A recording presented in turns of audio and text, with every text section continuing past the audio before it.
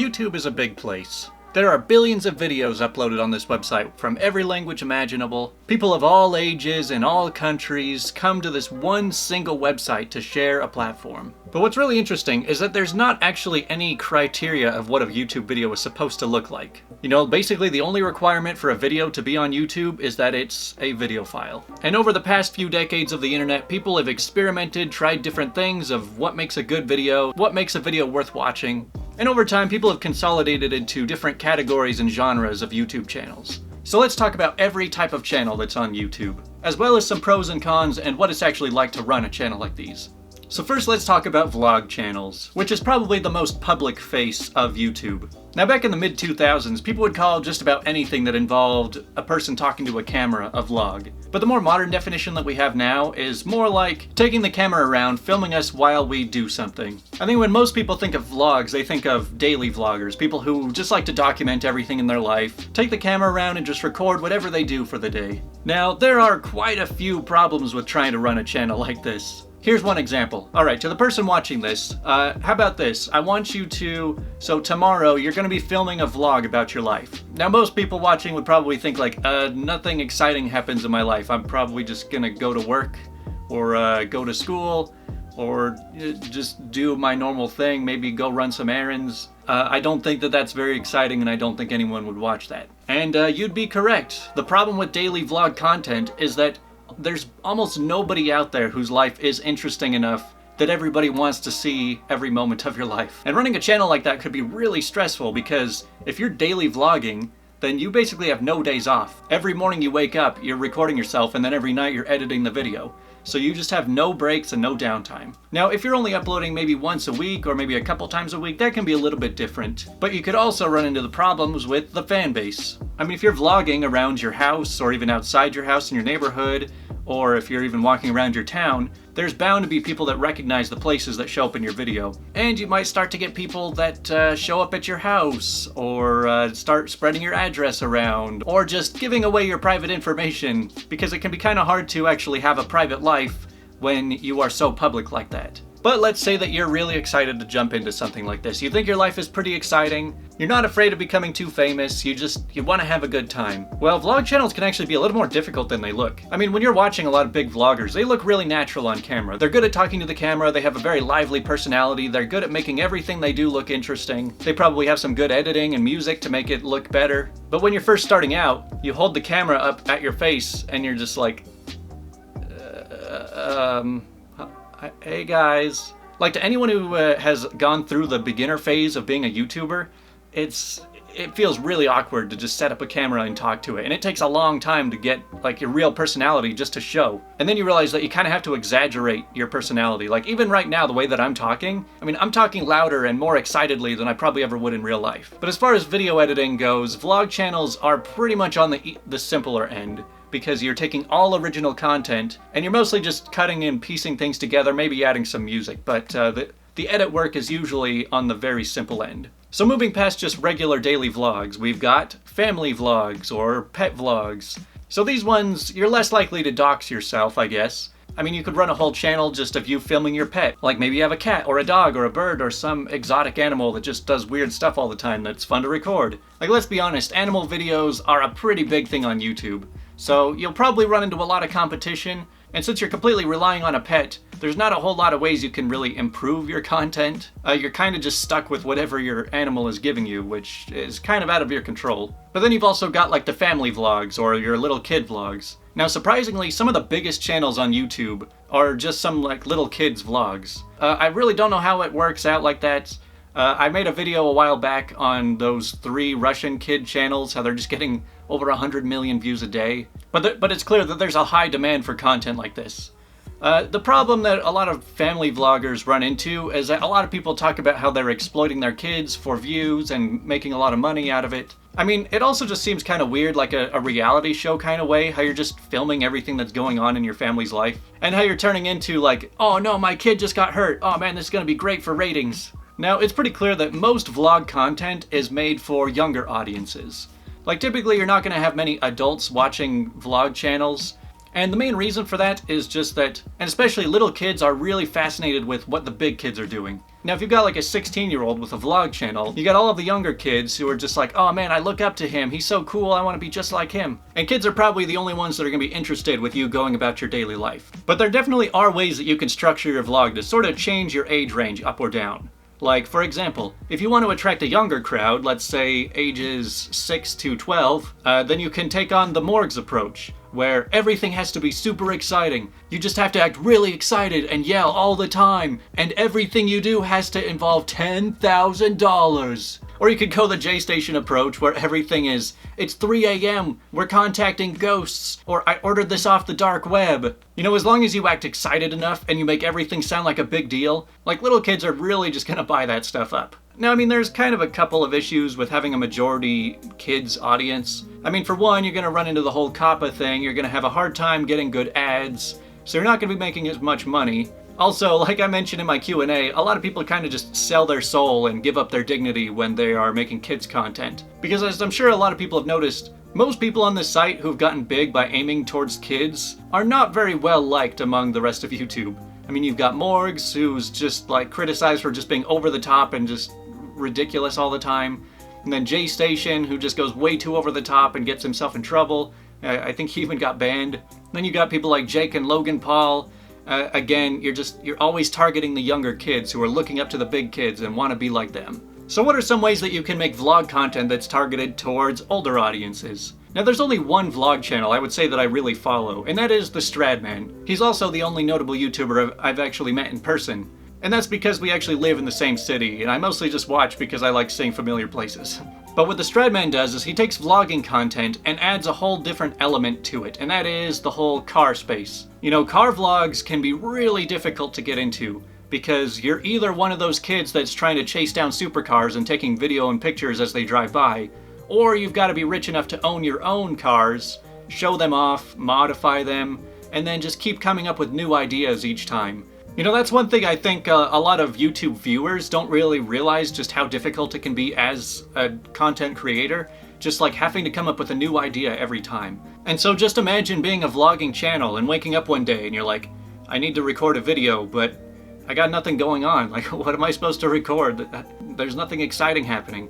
But anyway, another example of making content that's aimed more towards adults would be travel vlogs. I mean, it's probably easier to get content as you're always traveling somewhere new, you're going to new experiences and you're seeing a lot of really cool places and you've probably got plenty of footage to get. But the hard part about this is actually like creating videos while you are on the road. Now sure, you can bring a laptop places and maybe you can get good Wi-Fi in a hotel, but I mean, think about how exhausting it is just being on a regular vacation where you're out all day. Now add on top of that, you've got to carry a camera around and make sure that you're recording all the best parts of that. And then when you get back to your hotel, or maybe you don't even have a hotel room, then you've got to transfer all of the files onto your computer, spend hours editing it and rendering it, and then have enough internet to upload it. So just doing all of that away from home, I feel like would add a lot of challenges. I mean, I really don't know how they do it when people are uploading videos when they're like living in a van or something. Like, that just sounds so difficult. So basically the best way to make a vlog more interesting than just recording your daily life is to add some sort of theme to it. One example is that one of the first channels I ever started was called The Shadower. It was a job shadowing vlog. So I would like record myself going to all these different places and different people's jobs, just kind of learn what they do, learn what every job is like. And I ran into another obstacle that made vlogging difficult, and that was figuring out that it's hard to make content that relies on other people, especially if you're having to find new people for every video. And also, most regular people are not very good on camera. Like, if you go back and watch any of my Shadower videos, like, yeah, I was really awkward on camera, but so were a lot of the people that I was interviewing, because it's not really a normal thing people are used to. A lot of vlogs are just you recording some crazy thing you want to do. I mean, this is where you kind of get into like the Mr. Beast side of vlogs, where you're like, oh, let's spend a bunch of money, let's do something crazy, and we'll record it, let's make a video out of it, and then it'll blow up. So basically every video is like its own event. But the whole concept of going further and further for more views can also lead you down a darker road. Because like I've said, most people's lives are not that interesting, and so sometimes you just have to keep pushing the boundary farther and farther to get more views. And then the next thing you know, you're in Japan filming a dead person in a forest. So next up, let's talk about commentary channels. So commentary is probably the second largest genre on YouTube right now. And again, it kind of is an umbrella term for a lot of different styles of video. Basically, commentary is like this. It's somebody sitting and just talking, telling you about something while giving their opinion about it. It's very common that commentary channels will get into drama with each other. They are commenting on each other's content. They're calling each other out for bad things they've done. You get a lot of like YouTube news channels who are just keeping up with the drama. They're always talking about each other.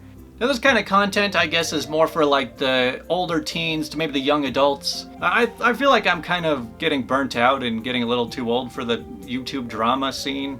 A lot of it is just one channel will be in the spotlight, and then a bunch of channels will make a video talking about that channel, and then that person will release an apology video, and then eventually some other controversy sparks up about another channel, and it's just kind of an endless cycle of drama.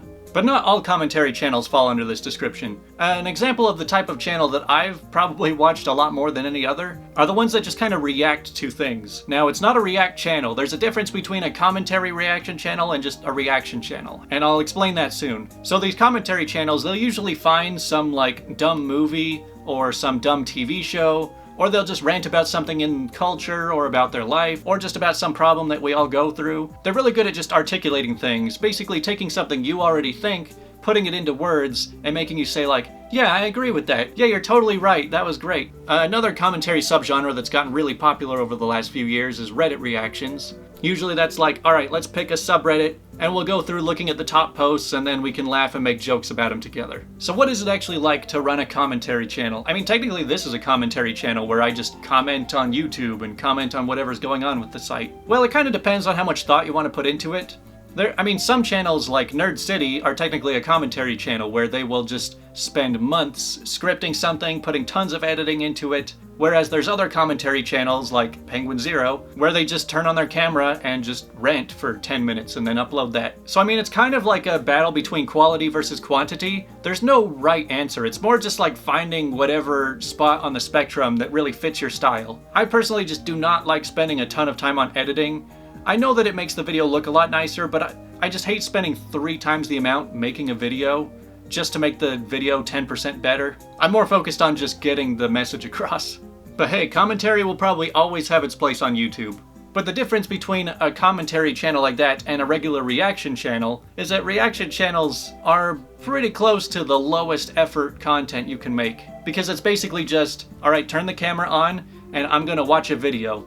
And you're gonna watch the video while watching the video of my face in the corner so that you can watch me while I go, haha, oh yeah, oh wow, did you see that?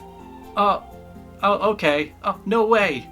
Basically, if you want to make it in the reaction genre, you just gotta be really hot. But after talking about reaction channels, let's talk about other cash grab channels.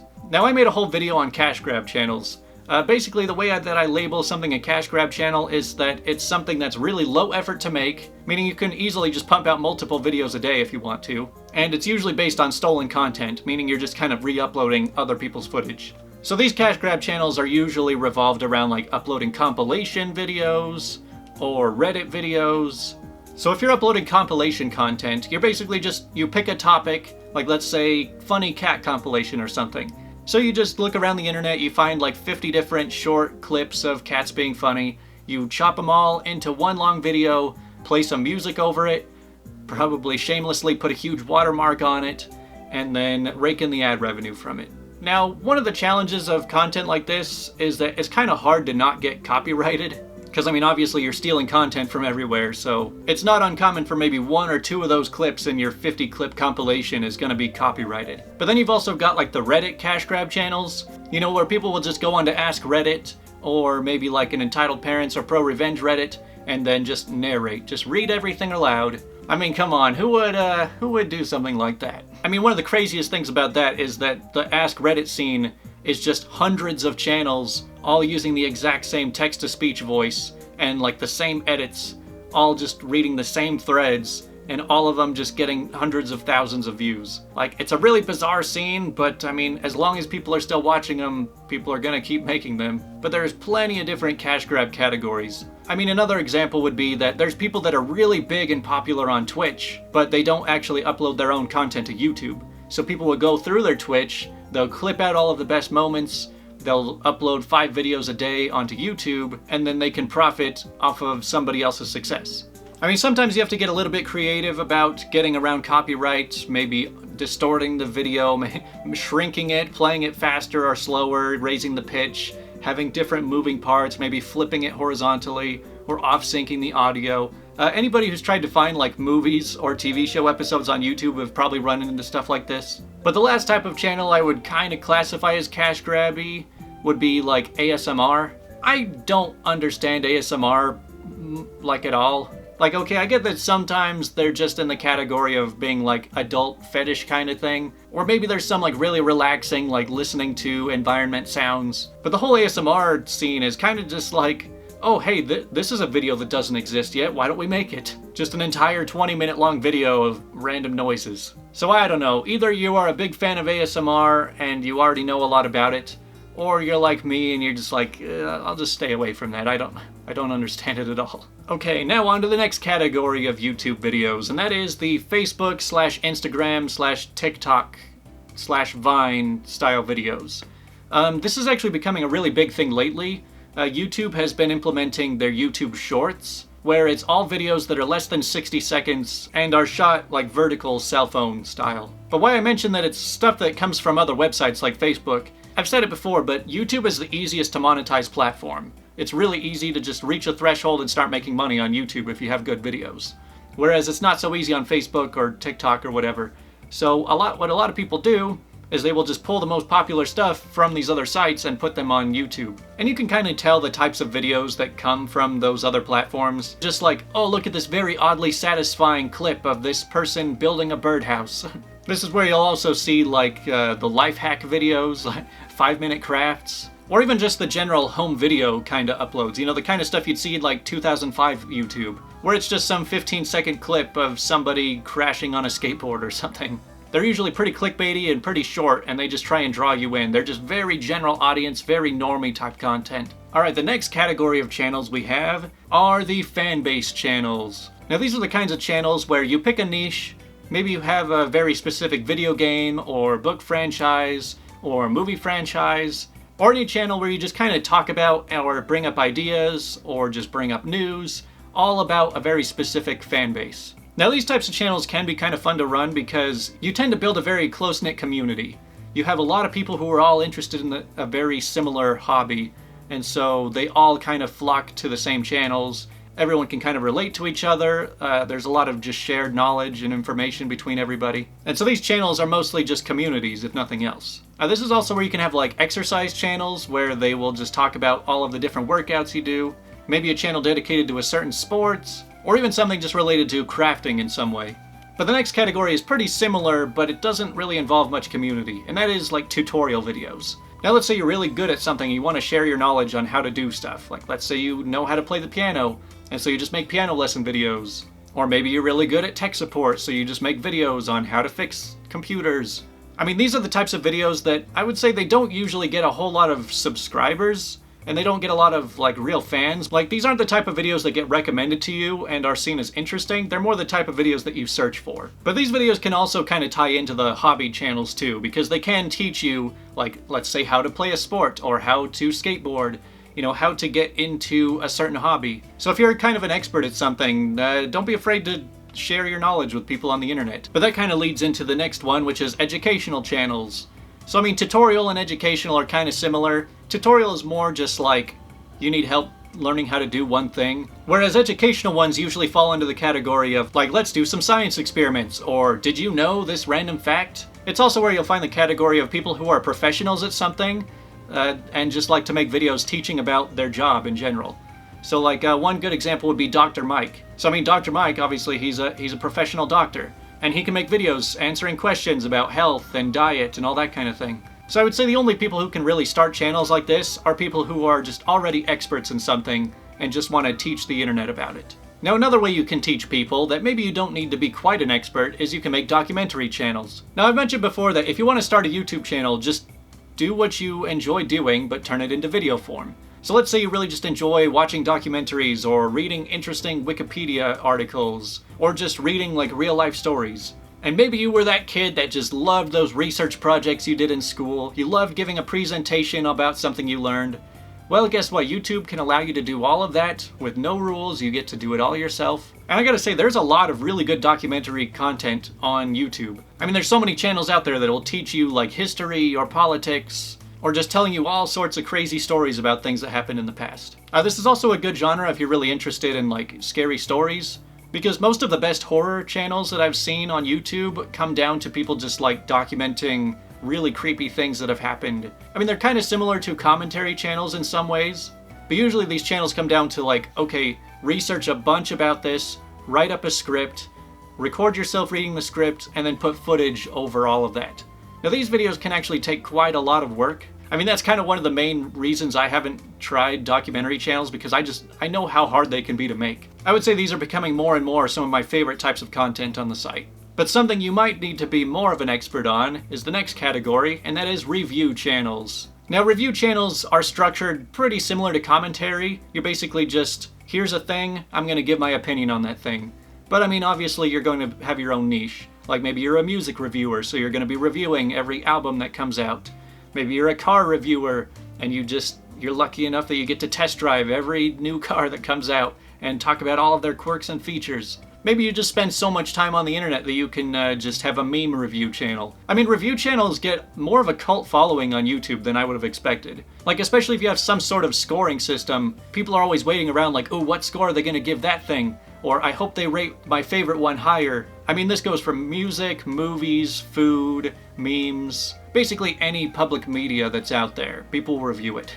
There are some problems you might run into with content like this, especially in regards to like movies and music, and that's trying not to get copyrighted. And so it can be difficult to review music without being able to play the music for the viewer. But hey, if you get big enough in a channel like this, you can actually get some pretty nice perks. Like, let's say you are a Linus Tech Tips kind of channel and you review all sorts of different tech products. Well, then you've got companies like sending you free stuff, being like, hey, you should review this, you should get the word out about this new product. And so if you're lucky enough to become a review channel that gets really big, you're making your money on ad revenue, you're probably getting lots of sponsorships, you're also getting people sending you free stuff to review, and you make tons of money from all different sides. So you could be a video game review channel, or you could be one of all of the next video game categories of channel. So I mean, gaming is another one of the biggest categories on YouTube, obviously. I mean, back in like the early 2010s, you had a lot of Let's Play content, you know, where it was like Amnesia Part 1, Amnesia Part 2, Amnesia Part 45, and every video is just 15 minutes long and people just binge watch through all of them. Making Let's Plays on YouTube has kind of disappeared over the years, and the main reason for that is that it's kind of shifted over to live streaming. Because rather than you just sitting and watching somebody play, you can sit them and watch them live and also enter the chat and try and interact with the streamer. But if you're not someone who just wants to record yourself playing through an entire game, there are other ways you can make gaming content. Like you could be someone more like Donkey, where you could record yourself playing it, but then chop up and just add jokes to the best bits, and maybe turn like a 4-hour game into a 4-minute video. I mean, a lot of the biggest channels on YouTube right now are gaming related channels. I mean, it's obvious video games are a huge part of YouTube and just a huge part of culture in general, so it's no surprise that that kind of content can bring in a huge audience. I've definitely thought a lot about making gaming content since I spend so much time playing video games, but there's just a ton of competition and it's hard to do anything that's going to make yourself stand out from the rest. Moving on, yes, we're still going, we still have a ways to go. Now we've got film channels. Believe it or not, there are people who just make original films and skits on this website. I mean, it does kind of make sense though. Like whenever we think of a movie, like for some reason we always view movies as like they have to come in this golden package. They always have to be like over an hour long. They have to be released in theaters, they have to be on IMDb and all that stuff. You could just go make a movie with your friends, you know? I mean, maybe it won't be that great, or maybe it will.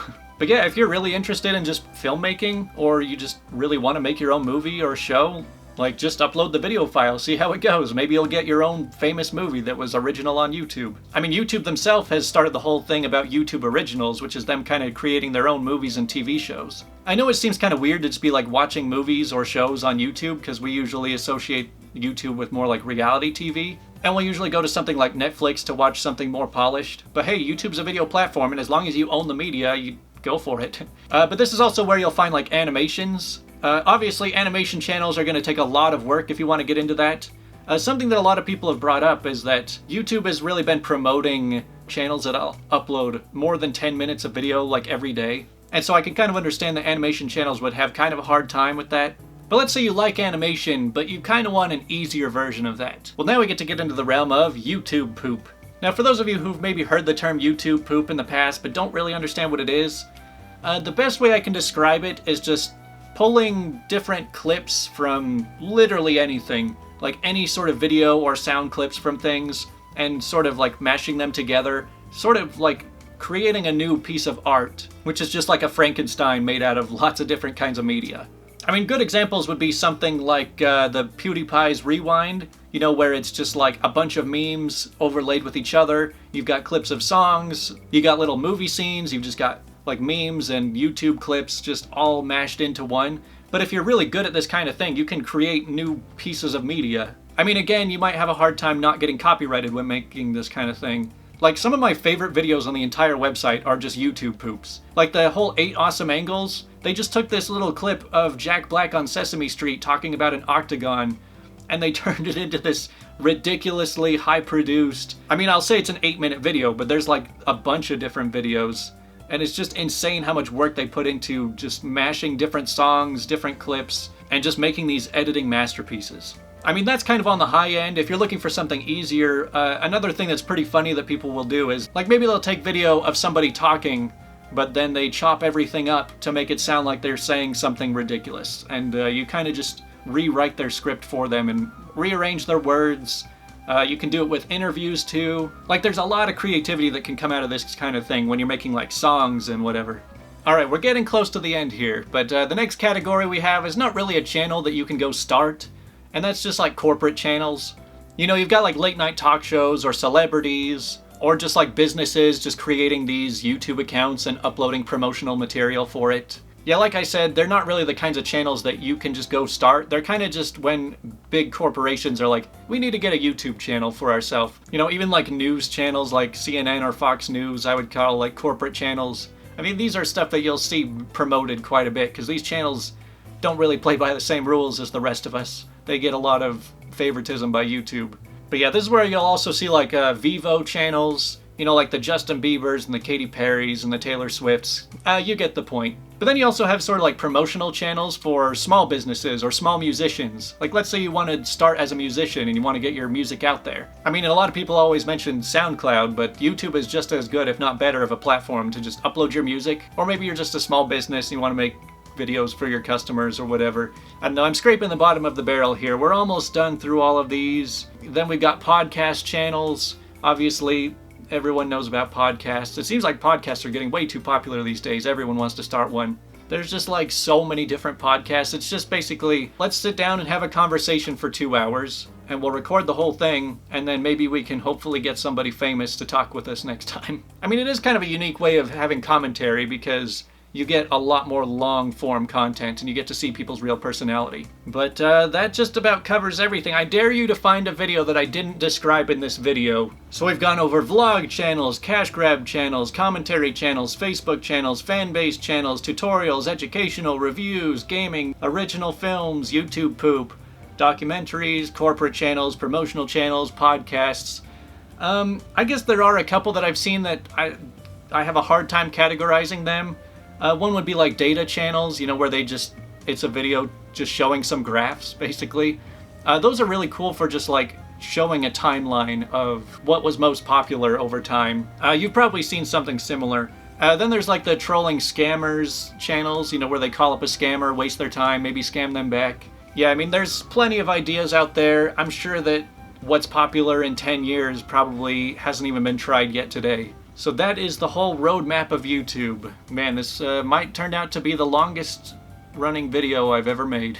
But yeah, the whole point of this was just to kind of give some insight on what's out there.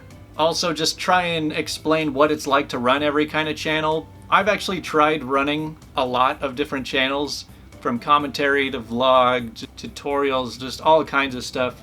But that's all I've got for now.